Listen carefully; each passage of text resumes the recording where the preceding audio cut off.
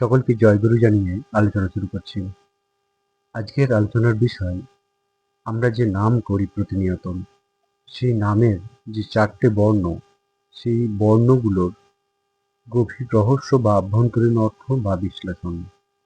নাম করার বিশেষ প্রক্রিয়া, নাম ভুলভাবে করলে কী ক্ষতি হতে পারে, এবং সাথে নামের বিশেষ প্রভাব বা ফলাফল। আরও অনেক কিছু রয়েছে যা আমরা শ্রী ঠাকুর সেদিন এ প্রসঙ্গে বলে গেছিলেন, সবিস্তারে জেনে নেব। 1357 সালের 2রা কার্তিক শ্রী ঠাকুরের কাছে কেষ্ট ভট্টাচার্য নাম সম্বন্ধে যখন কথা তোলেন, সেদিন তখন পরমদয়াল কি বলেছিলেন আসুন জেনে নিন। শ্রী ঠাকুর সেদিন বলেছিলেন, এই নাম হলো সর্বপ্রকার কম্পনের মূল মেকানিজম, অর্থাৎ মূল মর্কজ।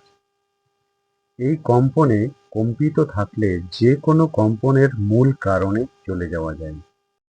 কেউ যদি আগে অন্য নাম নিয়ে থাকে, তবে এ নাম আগে করে অন্য নাম পরে করলে যে গতিটা কারণের দিকে যাচ্ছিল তা ফলের দিকে চলে যাবে, অর্থাৎ ক্ষতি হবে।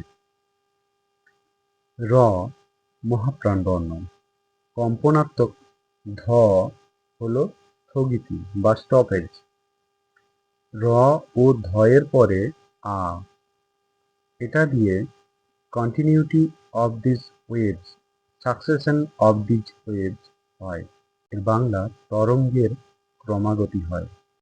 পরমদয়াল এরপর বলেছিলেন টোয়ামি, অর্থাৎ the original to and fro movement, অর্থাৎ গাড়ির পিস্টন যেমন টু অ্যান্ড ফ্রো চলে, জলের উপরে ঢিল পড়লে যেমন আপ অ্যান্ড ডাউন মুভমেন্ট হয় তেমনি। তিনি আরও বললেন, একটা ঘন্টা যেমন বাজানো হলো, প্রথম হলো টু অ্যান্ড ফ্রো মুভমেন্ট, তার ভাইব্রেশন হলো শব্দ। প্রথমটা এক্ষেত্রে যেন স্বামী, পরেরটা যেন রাধা। এরপরে তিনি আরও বললেন, নাম যত মনে মনে করা যায়, তত স্নায়ুর ওপর চাপ ও স্পন্দন বেড়ে যায়, তত দুনিয়ার যা কিছুকে টেনে তোলার সুবিধা হয়। কেষ্টদা প্রসঙ্গক্রমে জানিয়েছিলেন, এটা যেন একটা মূল আধ্যাত্মিক সূত্র, যা দিয়ে সারা দুনিয়াকে বোধ করা যায় ও ব্যাখ্যা করা যায়। আলোচনাটি এ পর্যন্তই। আলোচনা প্রসঙ্গে 49 খণ্ড, পৃষ্ঠা 304। আপনারা সকলে ভালো থাকবেন, সুস্থ থাকবেন। সকলকে জানাই প্রাণোদিত জয়গুরু।